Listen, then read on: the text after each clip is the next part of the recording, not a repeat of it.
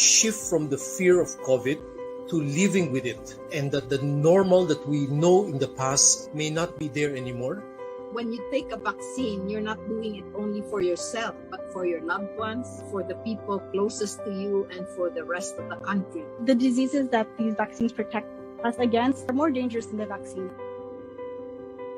The treatment does not get rid of the virus, but it prevents the virus from weakening your immune system. Kindness is really the currency of our time. It's never a sign of a weakness of one's character. If we want to seek help, if we want to talk to someone. Number 1, you can get cured. Number 2, it's not your fault that you have this disease. And it's because they're trying to deny that they have the disease. But once you accept it and you learn to live with it, it's really very easy to be living with diabetes. Love your eyes and your eyes will love you back.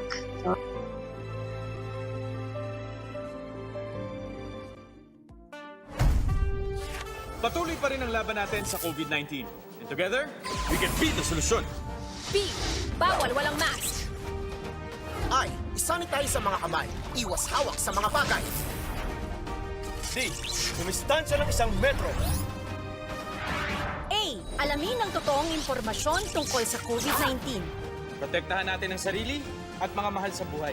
B-I-D-A. Be the solution sa COVID-19.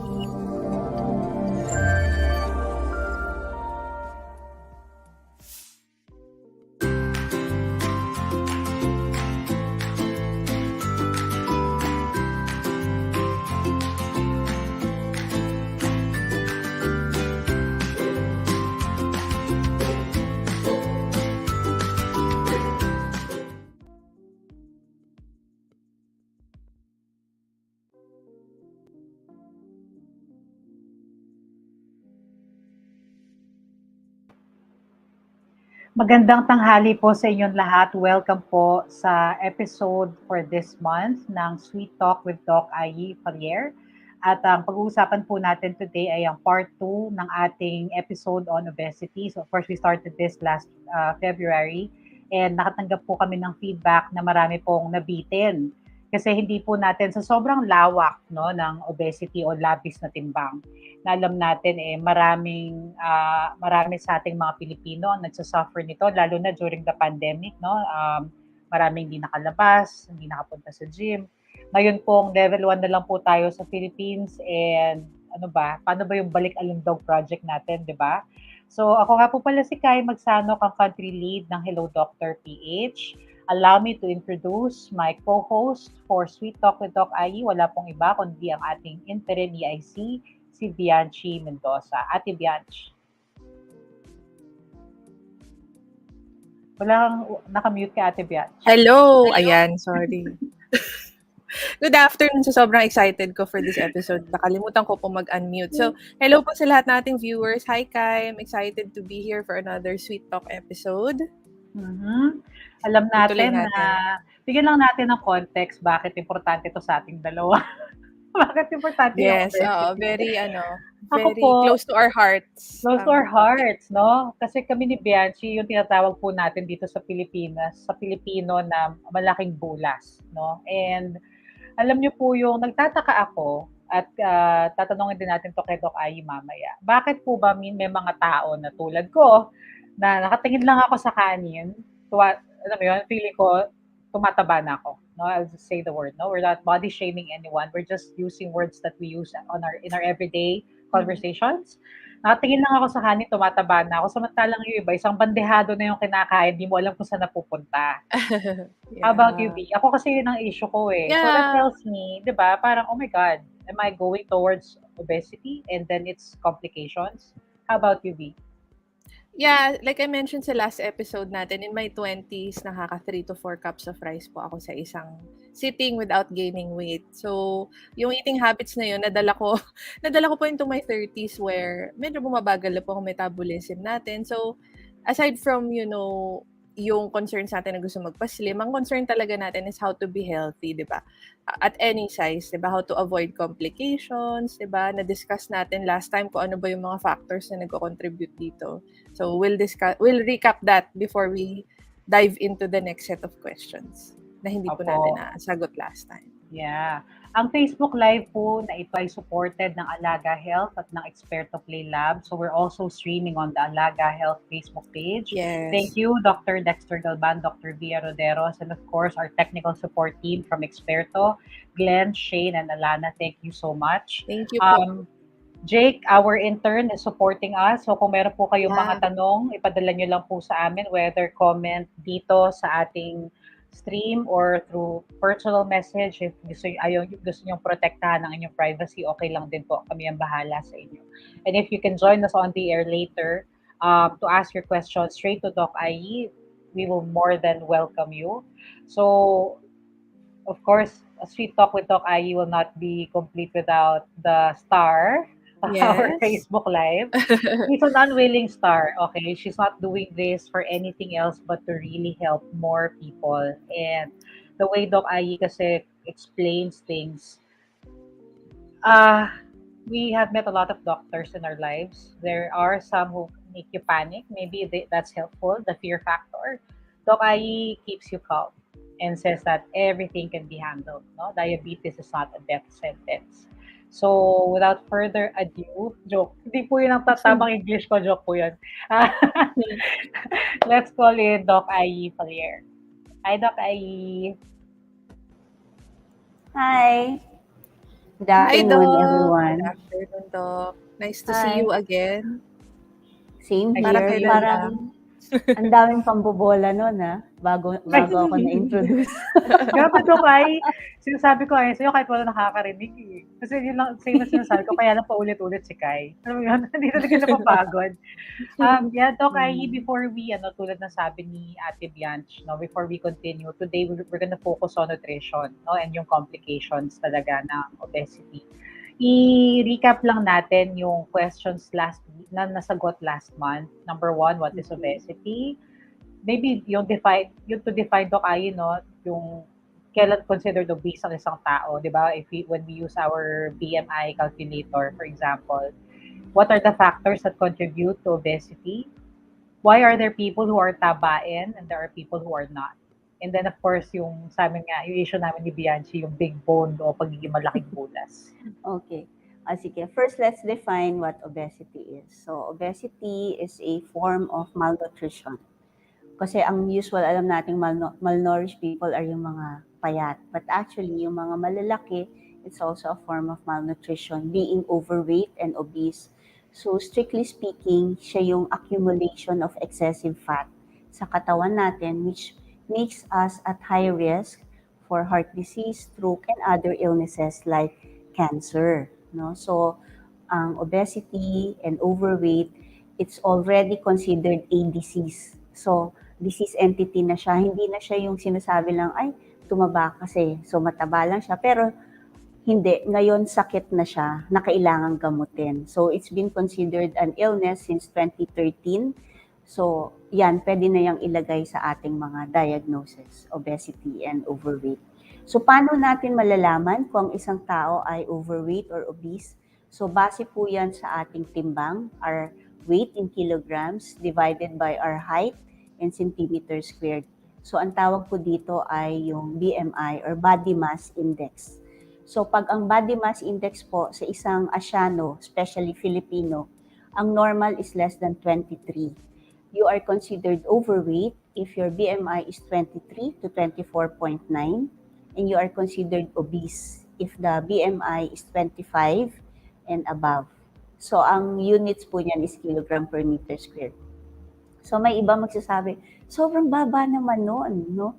Dalawa kong klase kasi yung BMI natin na sinusunod. Yung isa, yung WHO, mas maluwag siya, pero kasi it's more for Caucasians, yung mga puti. Yung hindi kalahi natin, kasi ito yung mga malalaking mga tao talaga. So, sa atin, we follow the Asia-Pacific BMI standards. Yun po yung binanggit ko kanina. So, yun.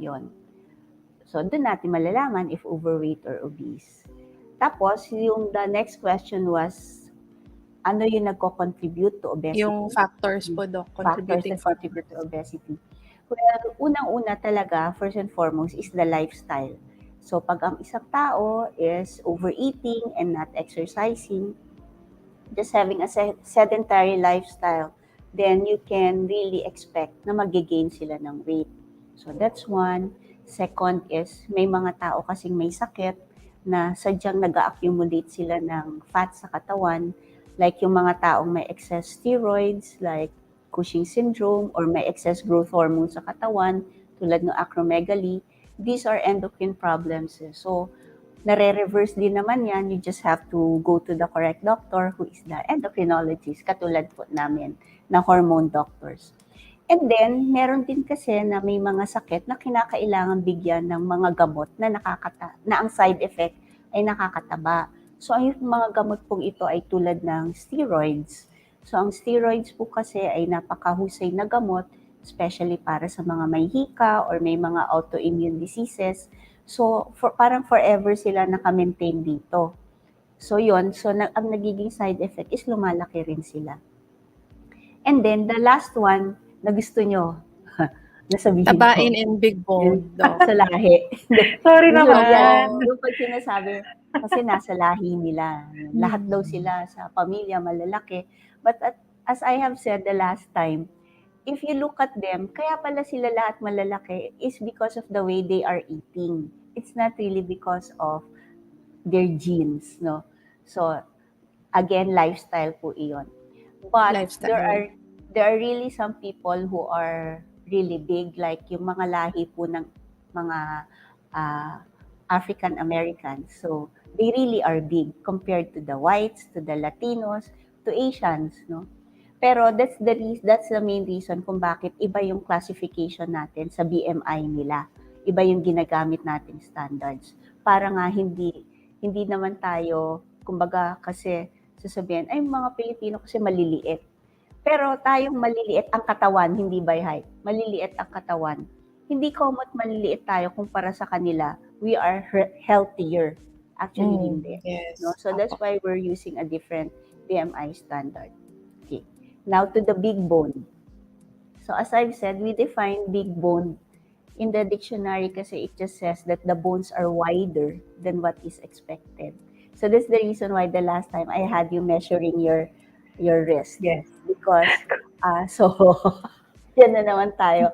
So if you do like this and your fingers touch each other, itong dalawang to, they touch each other there, then that means you are medium frame. You're medium frame, okay?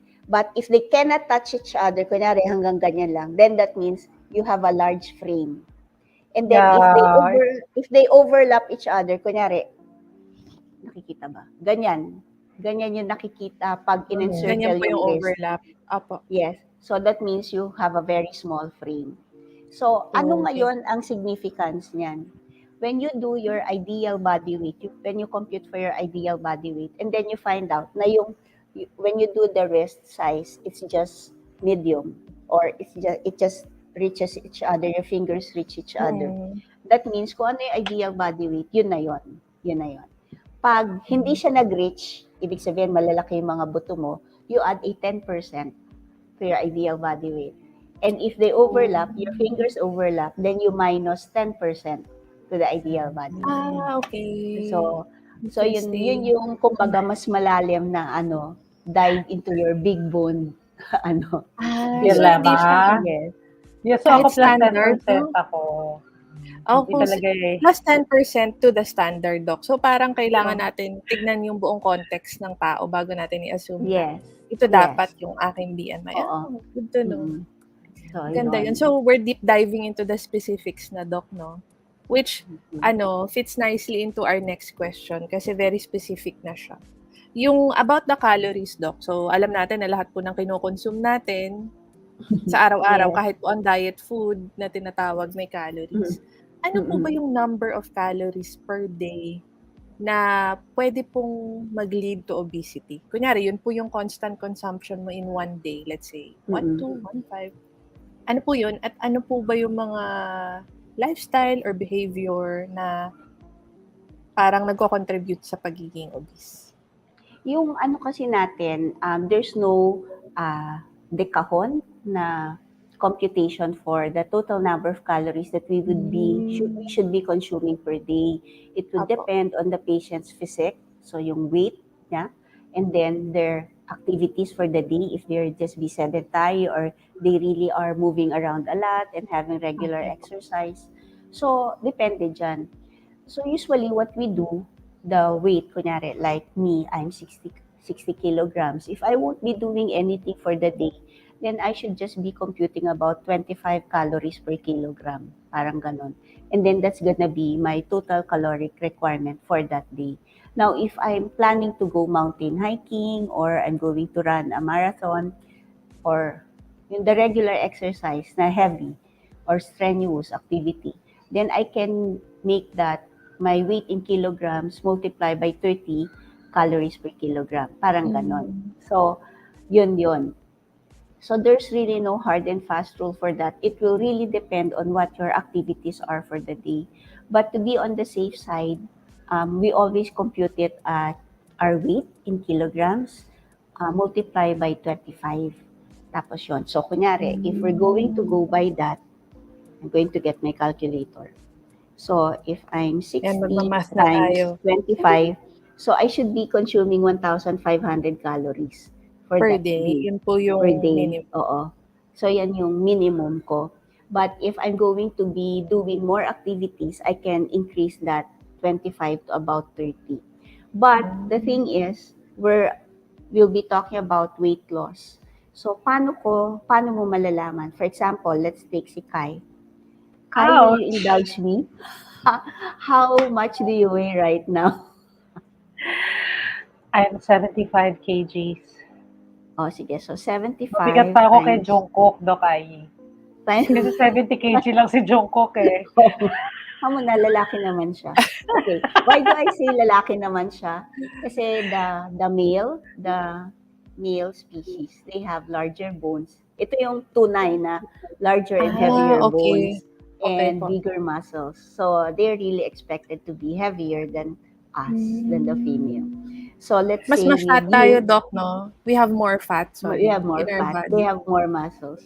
So let's say with Kai, 75 times 25. So you're like 1,875 calories per day ang total requirement mo. But we'll round that off Oh. to 1,900. So if you want to lose weight at 1 pound per week, you will minus the 1,900 by 500 calories. So you'll just be Minus eating 1. 1,400 calories a day. If you do that, then you'll be losing 1 pound per week, which is the nicest way to go about it. Kasi kapag mas utik-utik ang weight loss mo, mas lasting siya. Kesa yung biglang bagsak ang weight mo, biglang balik din yan later on when you start eating. Mabilis So, bumalik. Yes, naisip ko so, naman, Doc Ayi. Oh, sorry po. Go ahead, Doc Ayi. hindi, no. What were you saying? I was gonna say, gusto ko sana gayahin kasi yung diet ni Angel Locsin. Di ba nag-800 800. calorie? Yes, Doc. 800 calorie That's diet very siya. low. That's a very low calorie diet, no? So pag ganyan kasi, manghihina ka talaga. So unless you are supervised by a nutritionist para yung mga vitamins and minerals mo, hindi ka magkakaroon talaga ng deficiency after a while. Then that may be all right, but under strong or talagang medical supervision dapat. Kasi ang baba nun eh. That's just 800 calories a day. Parang hindi ka, wala ka ng energy niyan even to walk to the kitchen or ano. Mahirap yon. You have to seek Okay. consult first with the doctor for that. To be safe, no? To be safe, Yes. Doc. Kasi baka, di ba, para yung nutrients, lalo na ngayon, kailangan our immunity is good. Our yung immune heart health system is should good. be strong. Yeah. Dami So, pa very namang, careful, ano, no? Let's be very careful when following yeah, yung mga calorie celebrities, diets. yung mga celebrities, Yeah. di ba, like Rebel Wilson, Adele, yung bang the transformation is so super that you also wanna get that, di ba? They lost 100 pounds. Nakakaengganyo. Oo, nakakaengganyo. Kaya lang, what works for them might not work for you, and you might have other underlying conditions. So, talk to your doctor. You want to see Doc Ayi? Yeah. Message nyo po kami para ma-coordinate namin. Correct, oo. Okay, go ahead, Ate B. Mas sustainable talaga yung gradual weight loss. I speak from Yes. experience. Kasi yung rapid weight loss, magigain mo siya ulit. Sa totoo lang, magigain mo siya ulit. So, follow-up question to that, Doc Ayi. How many calories per day, let's say, kunwari may 30-minute cardio routine ka daily. Let's say, consistent ka doon. Ano po ang Oo. safe calorie intake? Generally speaking, kahit range. Well, again, depends on your Depends weight and your talaga, height, no? di ba? No? Yeah. So, and about how much calories will you lose when you do a 30-minute treadmill run? How much calories would you be losing? It depends on your muscle mass, no? So, kunyari, comparing somebody who's muskulado with somebody who's the same weight pero more on fats. The one who has more muscles will be burning more more calories compared to the one who has more fats. But of course, that's not parang nakakapanghina naman ng loob. Parang kailan pa ako maglulose ng that much calories, no?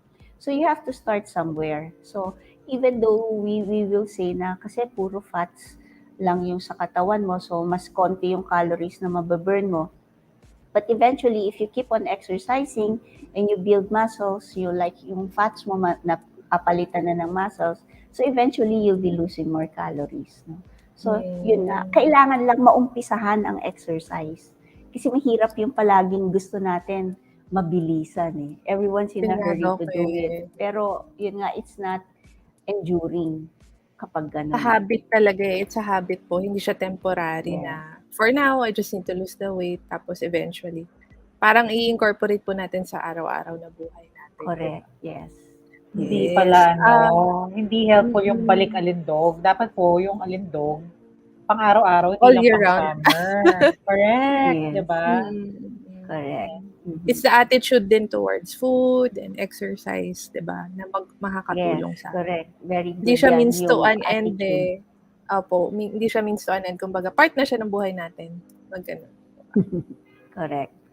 May Yes. question. Okay, sige. Later po, we'll have from our audience. Let's just get through the other questions na hindi po natin na-discuss last episode. What complications arise from obesity, Doc? Ano po mga complications pag sa obese totoo tayo? lang, napakadaming komplikasyon po ng o pwede nating makuha kapag po tayo ay malalaki. No, number one would be yung, syempre, yung sa specialty ko, yung diabetes. No?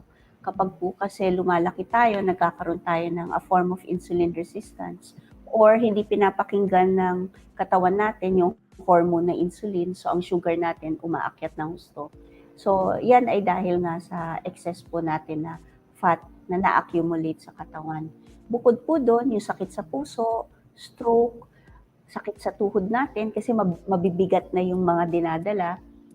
Mabigat. So, yung tuhod palagi masakit, nagkakaroon po tayo ng problem sa uric acid, and malapit din sa malignancies. No? So, I think before there was a question on ano po yung kaugnayan ng pagtaba or paglaki ng katawan natin sa malignancy or sa cancer. So, marami po tayong mga malignancies or cancers that are related to being obese.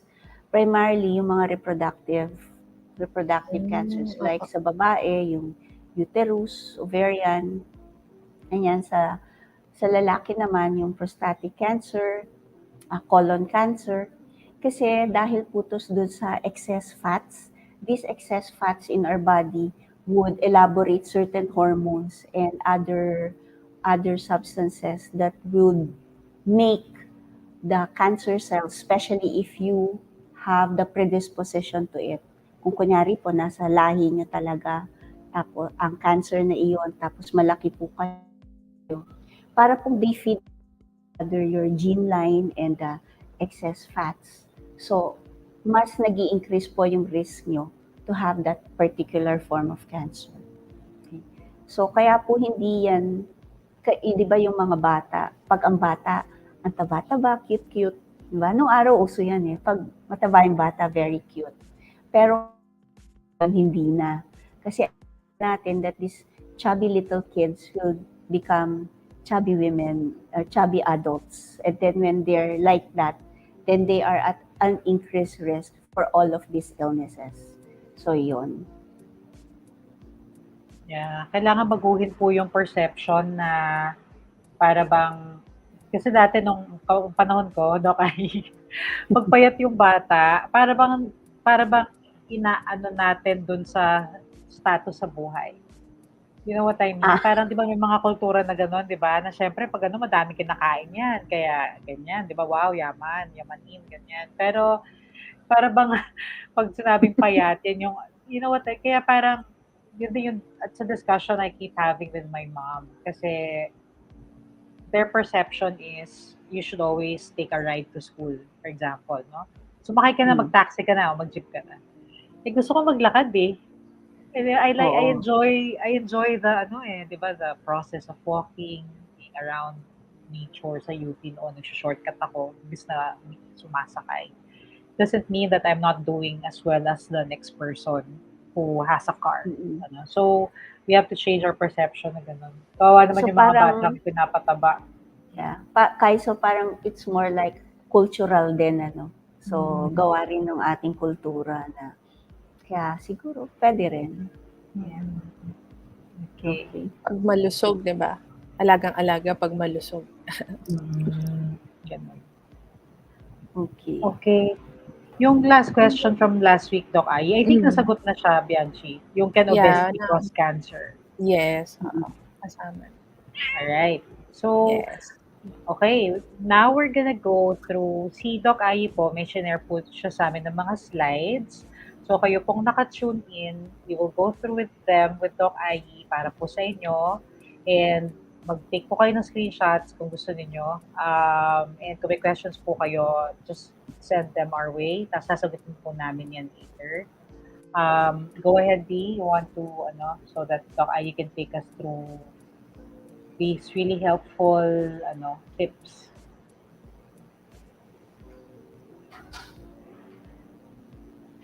Gusto ko yung may bed music na tayo ngayon. Thank you ha, Team Experto. Okay. Can you all see my screen? Thank you. Yes. We can see your screen. So, ayan. So, I'll just discuss this. This is one of my favorite slides kasi whenever I'm doing a lay lecture on obesity, kasi di ba, parang pinalaki tayong mga Pilipino na, I'm guilty of that. Yung mga anak ko nahilig sa mga McDonald's, Jollibee, and they love French fries and all of that. Pero that's the main reason why ang dami-dami pong mga bata na overweight and obese. As you can see in this slide, yung French fries po, siya yung pinakamataas or magaling na magpataas ng weight ng isang tao, followed by the potato chips and then the sugary beverages. So with that, alam na natin na ito yung kung gusto mong hindi ka tumaba ng gusto, ito yung mga pagkain dapat po nating iiwasan. No? Mapapansin nyo, nilagay ko sa square, sa red rectangle, okay, yung diet soda. Kasi eventually, kapag po diet soda tayo ng diet soda, ang mangyayari sa atin ay we will also be eating more. So, yun din yung hindi maganda. So, pinakamaganda siguro, the diet soda is a better alternative to your sugary beverages, but water will still be the best one that for us to take. Yon. And then if we go to the next slide, this would be what 500 calories would look like. No? So, kapag po ang kinakain po natin ay yung meat, kita po ninyo yung meat doon, mga 2/3 ay mga a little less than half pa lang ng sikmura mo yung nalalamnan ng meat, pero that's already 500 calories. Unlike if you eat potatoes, rice, beans, especially fruits and beverages, fruits and veggies, okay, 500 calories pa lang, puno na po yung tiyan ninyo. And remember, kasi tayo, pag kumakain tayo, gusto natin nabubusog, di ba? We don't stop eating until we feel like we are full. So kapag ito po yung mga kinakain nyo, you have a lot of fruits and veggies, then mas mabilis po tayo mabusog. So mas kaunti ngayon yung nai-intake natin na calories. Okay. Nilagay ko rin dito yung the 15 most nutrient-dense foods on earth, which means if we're going to be eating them, we have to be a little careful of eating too much because they really have a lot of nutrients. No? So that means marami rin siyang calories na kasama. So if you eat a lot of it, then you're going to be having so much weight gain also. Ayun. So it's just an advice that we have to eat a variety. So variety po dapat of foods from the different food groups. So yan yung tinuturo sa atin sa paaralan, yung Go, Grow, and Glow foods. So those are your carbohydrates, proteins, and fats. Okay. If we go to the next slide, it's also the nutrient-dense foods on a 1 to 100 scale. No? So maganda yung mga raw leafy green vegetables.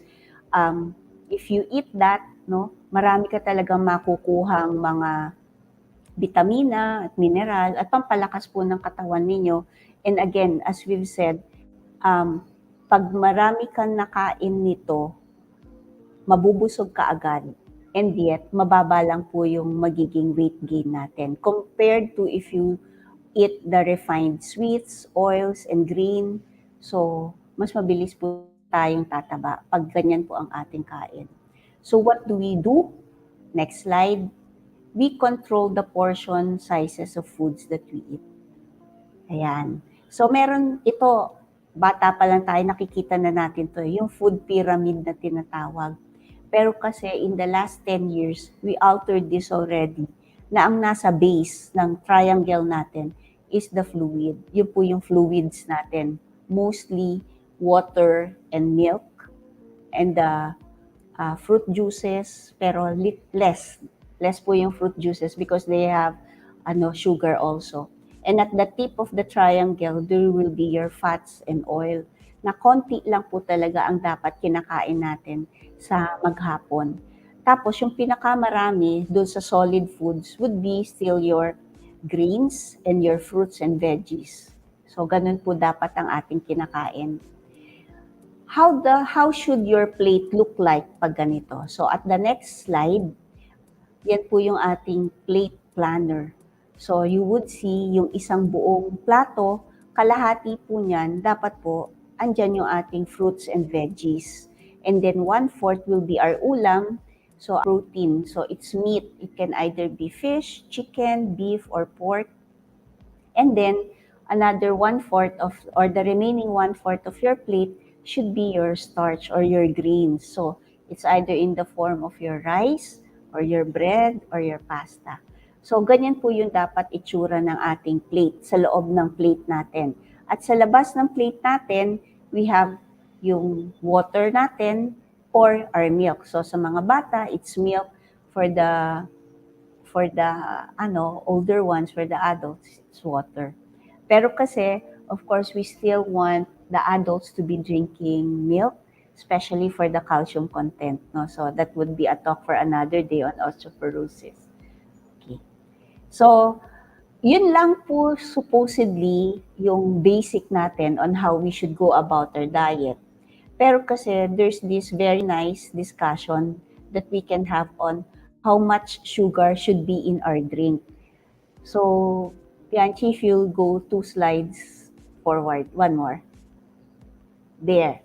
So, how much sugar is in our drink? So, ito po, let me just teach you the simplest way to analyze how much sugar is in your drink. So, you always look at the nutrition facts at the back of the can. Tapos yun po, may nakasulat po doon na kunyari amount per serving. So, pag ang sinabi niya 1 serving per container, that means if you consume the whole container, you are going to have this much nutrients na makukuha niya sa loob ng katawan. So for example, titignan niyo po yung total carbohydrates. Diyan, it's said there that it's 39 grams. Okay?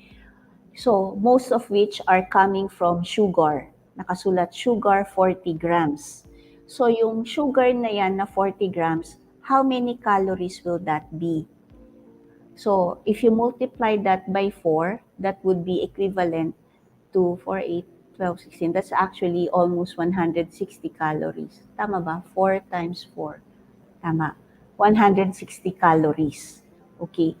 So, if you're going to drink this much, this can of sugar sweetened beverage, ang atin pong daily added sugar limit is just 100 calories for women and 150 calories for men.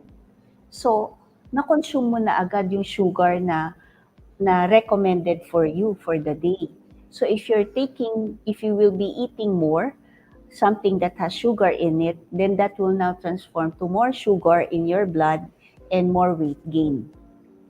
So yun. So you have to be knowledgeable on how to interpret the nutrition facts at the back of your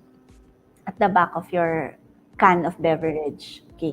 Now, for the next slide, ito yung nakakataranta kasi. In the next slide, Bianch, ito. It is here that you will see how many teaspoons of sugar there is in one can of orange juice or 1 can of cola or in an orange soda, in a cranberry juice. No, so kakataranta pala, like yung Coca-Cola, there are like 150 calories, so that's like 15 teaspoons of sugar in that 1 can or 1 bottle of Coke. So if you try to do away with that for the day, nakakonserve ka na agad na 150 calories. No? And the same if you have an orange juice, because others will say, I don't like soda. Soft drinks yan junk food yan So I'll just take the fresh orange juice or the orange juice that comes in the carton. But as you can see, 170 calories din po siya in 1 glass. So ang dami pa rin na sugar that you're going to be taking in for the whole day. So, what the message for this is we have to be more discerning in choosing, kasi we have naman free will in choosing what drinks we should take and what food we should be eating. Hindi naman yan palaging katulad ng mga pasyente, sasabihin nila na, kasi inuwian ako ng anak ko ng ganito no? So kinain ko siya lahat. Pero palagi ko ang sinasabi, wala naman yung nakatutok na baril sa inyo na kailangan nyo ubusin no? So kasi ang nangyayari, if we have that thinking na kailangan ubusin natin yung mga pagkain natin kasi biyaya yan ng Diyos. Pero kasi ang mangyayari, we will be gaining too much weight and this will, in the long run, be not so healthy for us. Okay. So, the next slide, it will be more like a concept check. Kasi diba before that, yan. Kasi they've been asking, yes, how many calories per gram of carbohydrates para the other food you can also interpret. Like 1 gram of carbohydrate is equal to 4 calories. No? So pag kunyari, kumain ako ng 100 grams of carbohydrates, that would be actually already 400 calories. How much calories ba are we supposed to be taking per meal? So at the most, we should be taking about 600 to 800 calories per meal. So kapag nasa 600 calories per meal ka and we're 3 meals a day, so that's actually 1,800 calories. That is if you have the ideal body weight. But if you're really overweight, then you should minus at least, as I've said earlier, 500 calories for this. So dapat naglalaro ka lang dun sa 1,400 to 1,600 calories per day. So ganito po namin dinidivide how much calories should be derived from carbohydrates, from proteins, from fats, and from alcohol. So if you're taking a very high carbohydrate-rich diet, then chances are, sa carbs pa lang, ubos na yung, yung caloric requirement mo for that day. No? Meron ka pang proteins, meron ka pang fats. So we have to be really more mindful of what we eat. No? So this is very important for us. There. So maybe, do we have any questions so far? Kai and Bianchi, baka you have questions for me before we go Oh my to God, Doc Ayi. Sige, pupunta tayo dun sa Ang naiisip ko kanina, Doc Ayi, syempre mga Pinoy, maparaan. Diba? So, bibigyan natin sila ng guidelines. Yung I have to mention na Doc Ayi, yung fad diets. Let's talk about diets. Intermittent fasting. Ayan, I'm gonna say it. Let's say someone is fasting for 20 hours, but for yung 4-hour window na kumakain siya, cake, pasta, pizza, yung kumbaga, because limitado yung oras ng pagkain, pati yung bilang ng pagkain sa isang araw, di ba? Kunyari yung OMAD, yung 1 meal a day. Pero yung 1 meal a day naman, 5,000 calories. Correct. Diba? Buffet pala, buffet. Buffet pala. And araw-araw siya. So, nag-iisip tuloy ako, baka naman mas malaki yung damage nun, no? Kasi sabi yung, sige, baka, alam mo na yung Doc Ayi, I'm sure may mga pasyente na siyang makaka-relate. Sige po. Correct. Doc. So, actually, the intermittent fasting, if done correctly, is one of the more effective ways to really lose weight.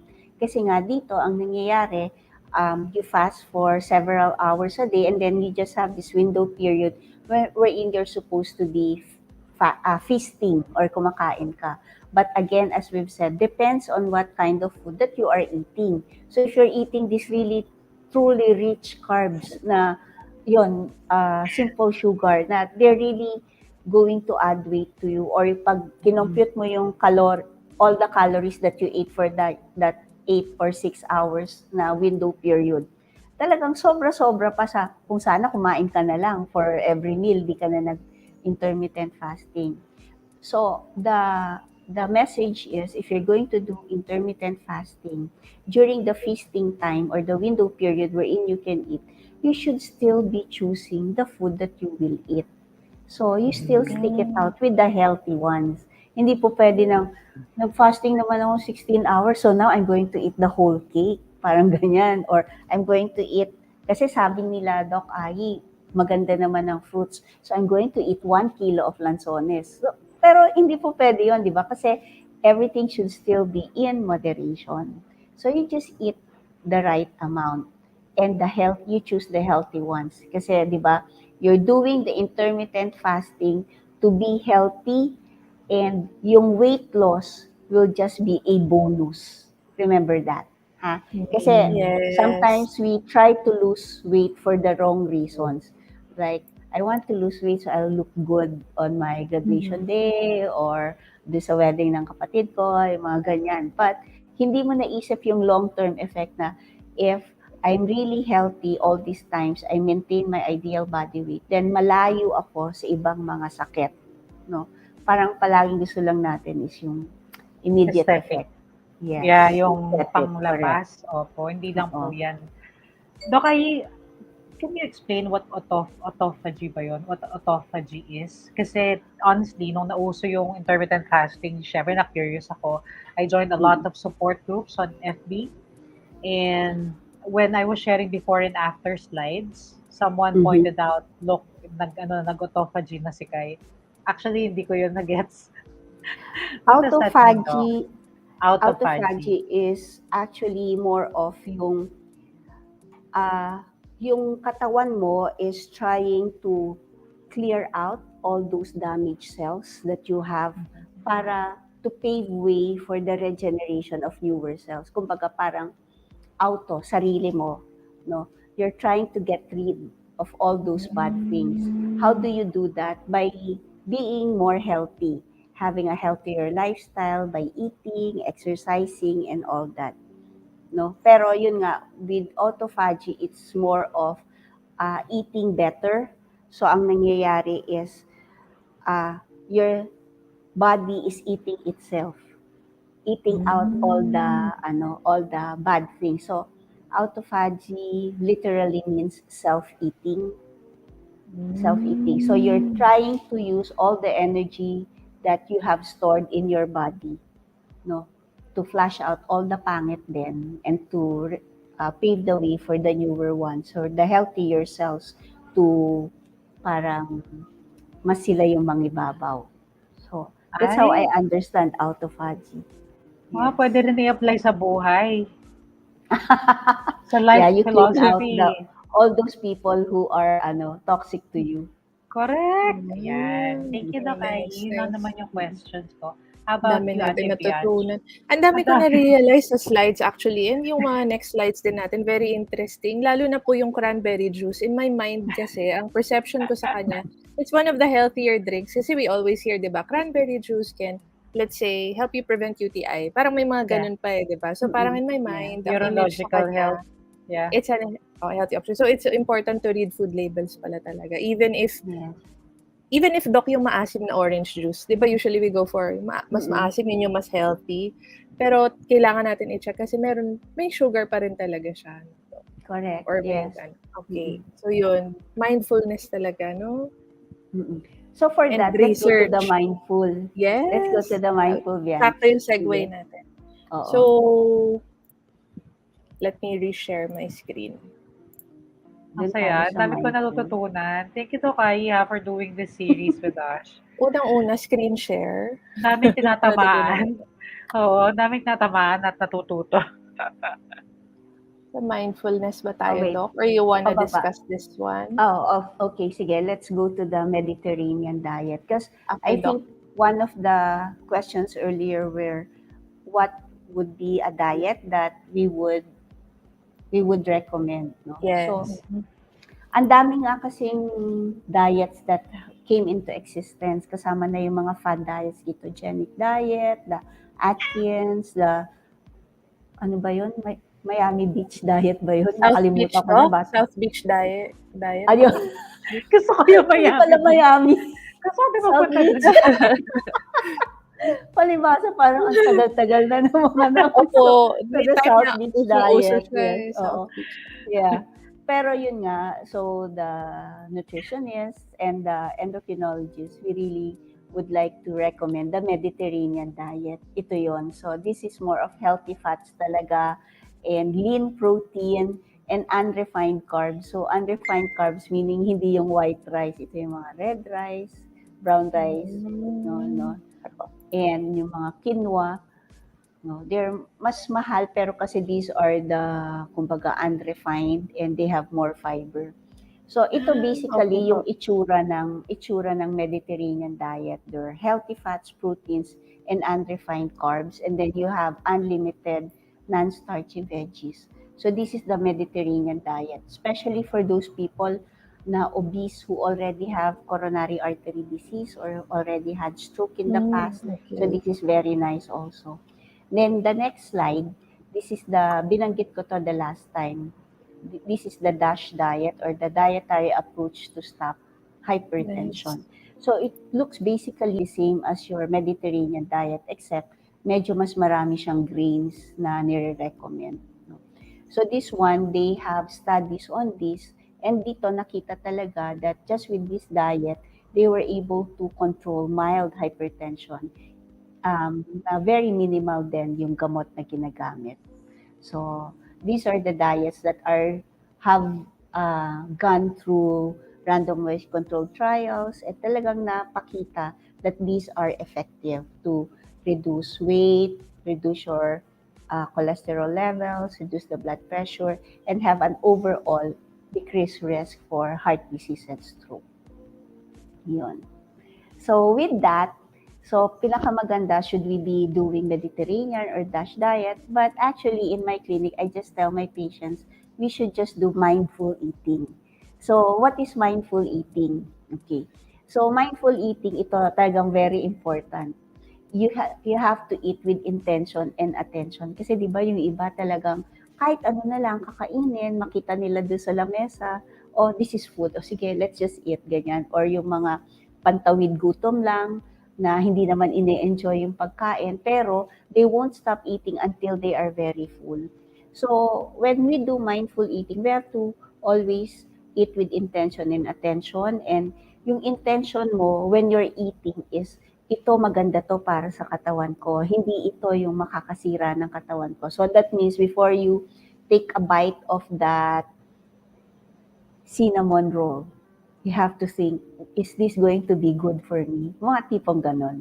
So, we also have to eat with attention necessary for noticing and enjoying your food and its effect on the body. As I've said, there are people who just eat because I'm so sad, I want to eat. Diba? Parang ganon, parang sinasabi mo, if you eat so much, then you'll be happy. Hindi rin naman, diba? So, we have to stop that thought na when I'm depressed, when I'm sad, I have to eat. Because it's not going to help us, especially in the long run. So, when you do mindful eating, that means you're going to improve your eating pattern, you're going to lose weight, and if you are diabetic or prone to become diabetic, then you will have a better sugar control. So how would you know if you're having mindful or mindless eating? So that would be in the next slide. Okay. So this is mindless eating. So kunyari, you eat past your full and kunyari, busog na ako pero paborito ko to eh. I'm going to finish this all. So yan, that's mindless eating. Even if ang feeling mo yung pagkain nandito na sa lalamunan mo, konti na lang masusuka ka na, but still, because you like to eat, then you're going to continue eating. Tapos yun nga, as I've said, you eat when you're emotional. So when you're sad, you're bored, you're lonely, if you eat, that's one form of mindless eating. And I also tell my patients, when you're eating, try to have somebody with you. Kasi kapag ang problem is when you try to eat alone, you try to eat fast, and you try to eat it all. So, kapag ganun ang mangyayari, nagiging practice mo na yon, lalaki at lalaki ka rin. Okay? Tapos yung eating and multitasking, this is one of those forms of mindless eating na kasi habang kumakain ka, may ginagawa kang project, may sinusulat ka, so hindi mo alam na isang katutak na pala yung nakakain mo just because you're not paying attention to what you're eating. So, yan yon. Yan yung eating and multitasking. It becomes mindless eating as well. and eating foods that are emotionally comforting. Like, what's the favorite comfort food? That's gonna be ice cream and chocolates. So, kapag feeling mo parang I'm so down, I'm going to eat a lot of chocolates and that will make me happy. Well, for a while, it will make you happy, but after a while, your sugar levels will go up and you're going to have a lot more fats. So, yan yung problem natin. We cannot do mindless eating. So, again, how do we do mindful eating? You listen to your body. Pag feeling mo busog ka na, then stop eating.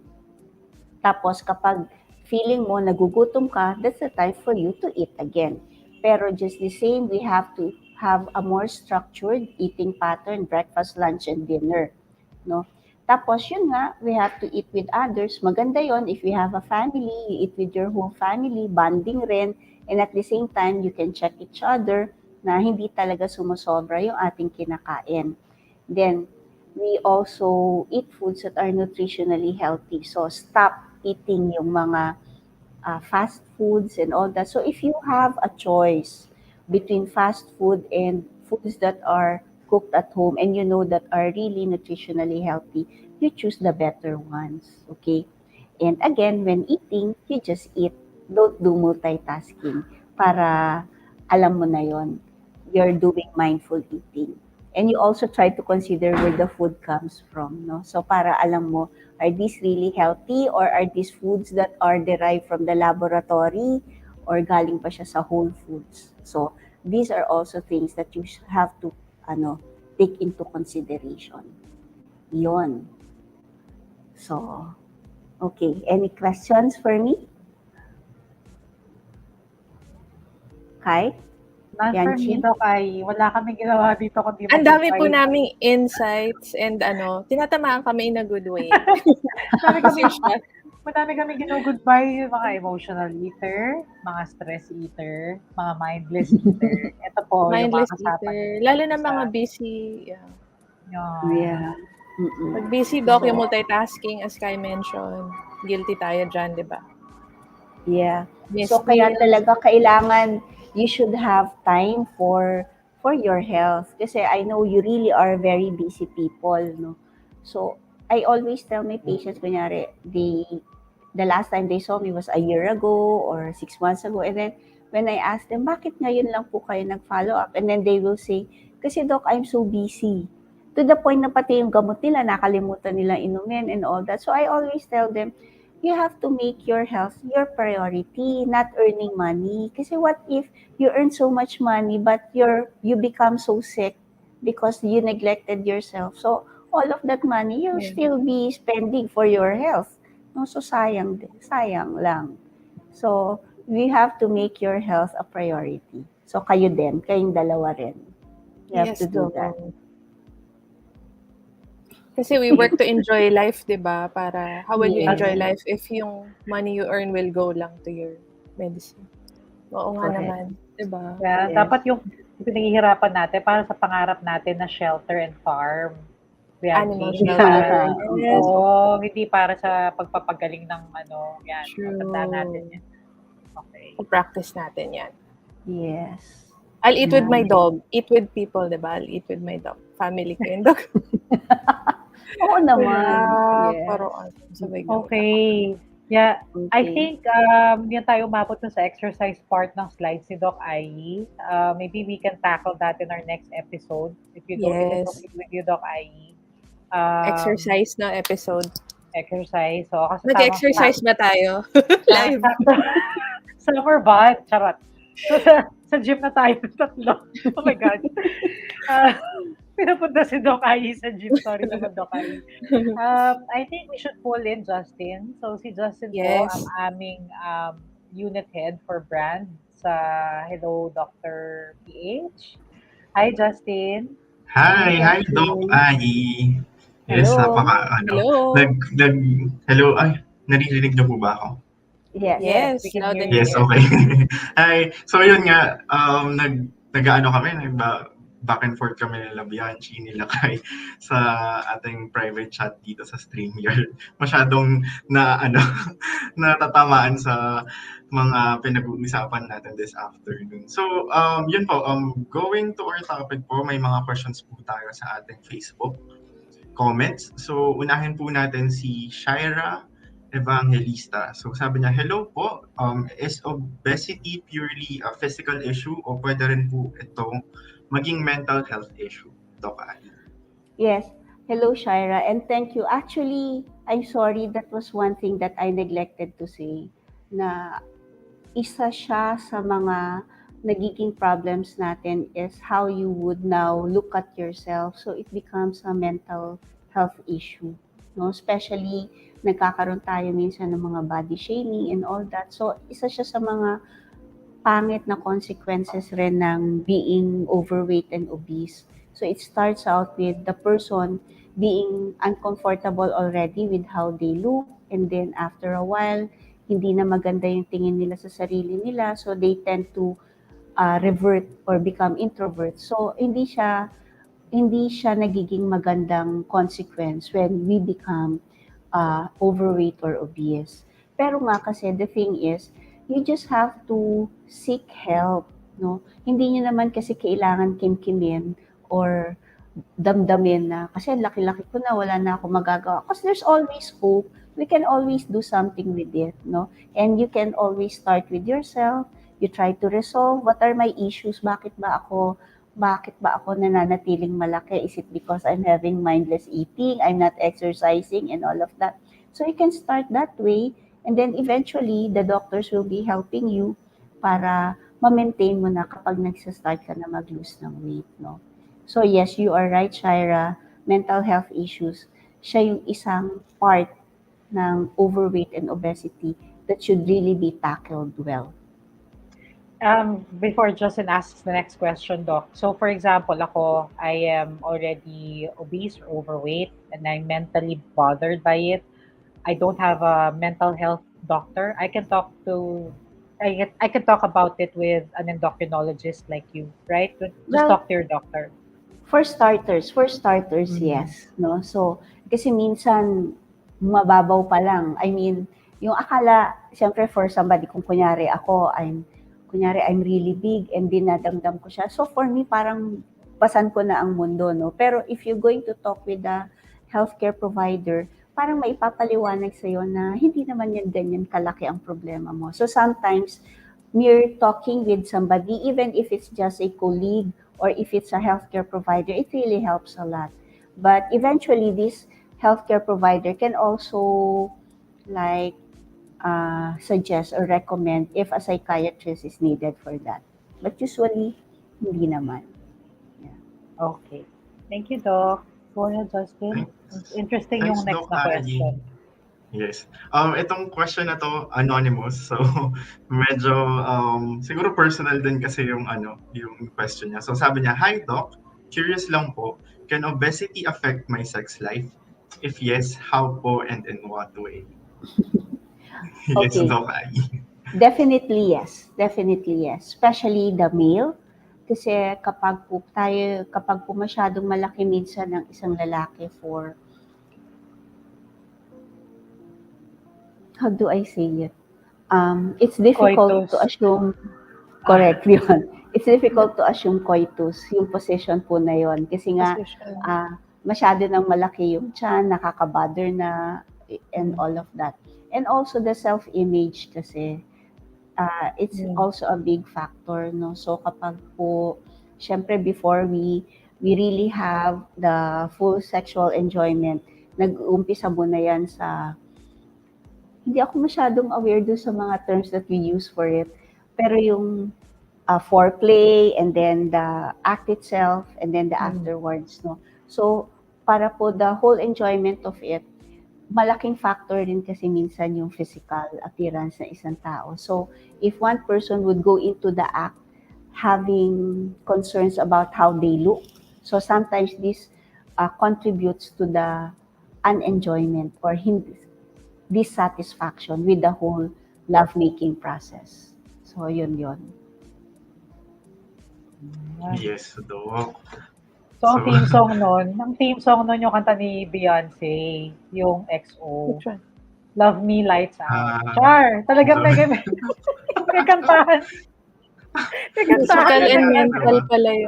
Physical and mental pala yung effect nun, di ba? Kasi parang yung comfort mo physically, pati mental yung, di ba, parang, Yeah, Yes. I mean, Saka yung may pagdating sa physical aspect, di ba, parang hindi ka makakapag-perform at 100% kapag medyo totoo naman. malaki yung malaki ka. So it affects a lot of things. Yeah. Yes, Go ahead, Justin. Yes, so ako naman, Doc, personal question. So, hindi naman about sex life.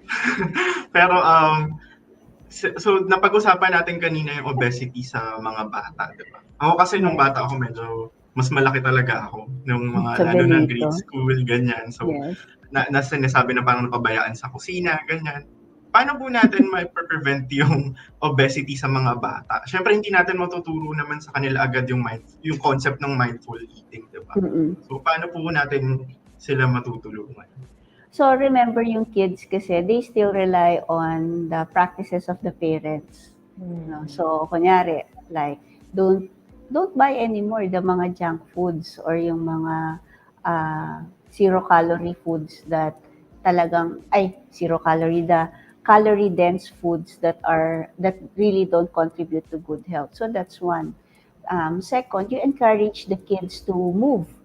Kasi di ba, especially ngayon, ang nangyayari, yung mga bata, parang hindi siya makulit. Bigyan mo ng gadget, hamon siya dyan sa tabi. They're going to be quiet the whole day. So ang nangyayari, they're not moving anymore. Tapos, they'll be eating a lot of junk food. So it starts off in the house talaga, inside the house, na kailangan, ang nakikita nila, healthy rin kumain yung magulang. Kasi if kunyari ako, I'm a mother of 4 kids, I also love to eat junk food, pero if I eat a lot of junk food and then my kids will see it, maggagawin din nila yung ugali na yun eh. So, what I do, hindi naman totally no, kunyari like chocolates, we still eat chocolates, no? Pero bilang, no? I don't know, this is more of the ok side of me, but it works in my house. Kunyari, may kid will call me sa office, sa clinic, tapos sasabihin sa secretary ko, can you ask mama if I can eat kisses? Yung kisses, yung triangle na chocolate. Then I will say, sige, sabihin mo, he can eat 4 pieces, and that's the supply for the day. Can I eat the Lay's chips? Yes, he can have 10 chips. So, ganun. So, they now know na, hindi ako pwedeng kumain ng madami kasi it's junk food. But because pwede naman para hindi ako natatakam, then I can still eat a little of it. Pero if the kid is really very big, then you have to start doing portion sizes. Ayaw din kasi natin na dinadiet sila. Kasi, syempre gusto mo ma-maximize yung growth ng bata. Kapag sinabi mo, hanggang 1,800 calories ka lang per day, limited ngayon yung nutrition na papasok sa katawan niya, hindi ma-maximize yung growth. So, it would be better if they would just eat the healthy foods, pero you would encourage them to be exercising. So, you push them into sports. Ganyan. Ayun. I think that would be nice. Nice, yeah. Yes. Thanks, Doc Ayi. And thank you dun sa mga nag-send ng questions sa ating Facebook at nag-share ng ating salamat. Yes, Yeah, thank you po. Thank you. So, I guess that we're gonna wrap up our episode for today. Doc Ayi, thank you. So, sana po yung mga nabitin sa unang episode natin on obesity, you can rewatch that episode, which is on our videos tab here sa ating Facebook page. And then this one, please i-share din po ninyo kasi ngayon we were able to go through Doc Ayi's slides na sobrang, kahit kami dito, kaming tatlo, ako si Bianchi, si Justin, I think even the team behind, the support team helping us in Glenn, Shane and Alana, may natutunan din. No? Thank you so much, Doc Ayi. Yeah. So, diba, ang gandang, ang gandang, tawag dito, side effect ng pakikinig kay Doc Ayi. May self-reflection na nagaganap, Doc. Lalo na magle-late lunch kami. Magma-mindful eating na kami after this episode. I-apply na natin.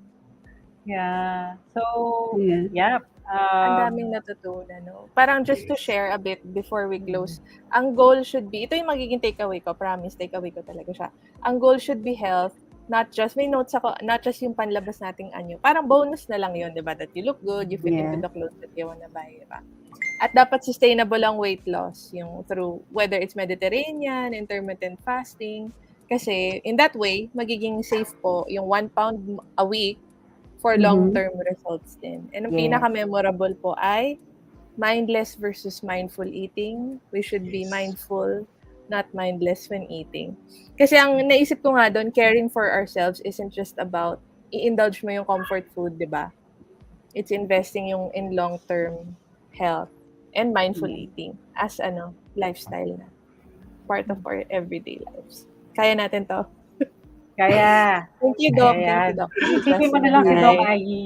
Isipin mo. Yeah. May thought bubble. Siya yung konsensya natin. Laging may ganun. Siya yung konsensya. Lalabas. Correct. Si Doc How Ayi about ang you, Justin?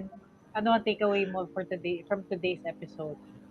Yes, siguro ang pinaka-takeaway ko this episode is we always have to, kumbaga ang goal natin is to have a sustainable diet. Kumbaga, wag yung mabilisan, yung mga parang quick fixes na diet. Ay, ito, hindi ako kumain ng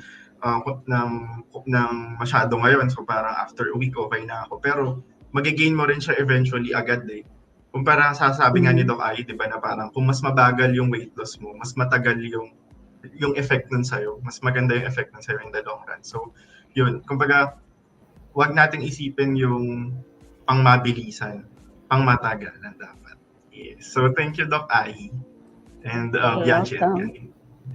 Yeah, ako naman po, gusto ko lang i-reiterate yung pinggang Pinoy, no? Yung illustration na yun, no? Kalahati, fruits, veggies, 1/4 protein, 1/4 yung carbs, grains.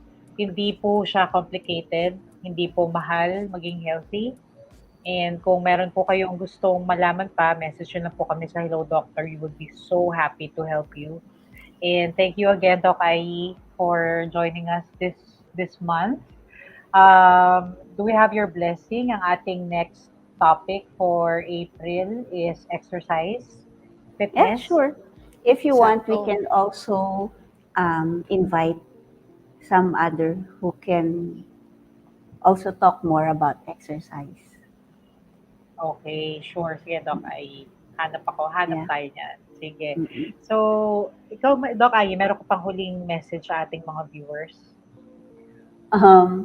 Basta you try to think of yourself first. So we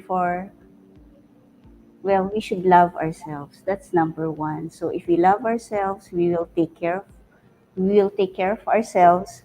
And if we are healthy, then we can love our family. Kasi di ba, palagi na lang, we're so busy with work, hindi mo naaalagaan yung sarili mo. So pag nagkasakit ka, then you will become a burden to your family. Mas hindi mo sila matutulungan. So I think it would be best prioritize yourself so you will be healthy, so you can love your family more. No? So that's important. Yes, thank you so much, Doc Ayi, for that. Thank you, everyone. So that ends our episode of Sweet Talk with Doc Ayi today. See you in April for our episode on exercise and fitness. Until then, read your labels, eat mindfully, follow the Pinggang Pinoy, and exercise. No? Do a form of exercise every day for at least 30 minutes. Yan, ang nito kay every day. Yes. So until then, in behalf of Bianchi, Justin, Doc Ayi, this is Kai Magsanok for Hello Dr. PH. We'll see you again next month. Bye-bye. Yes. Bye. Thank you. Thank you. Thank you, Doc.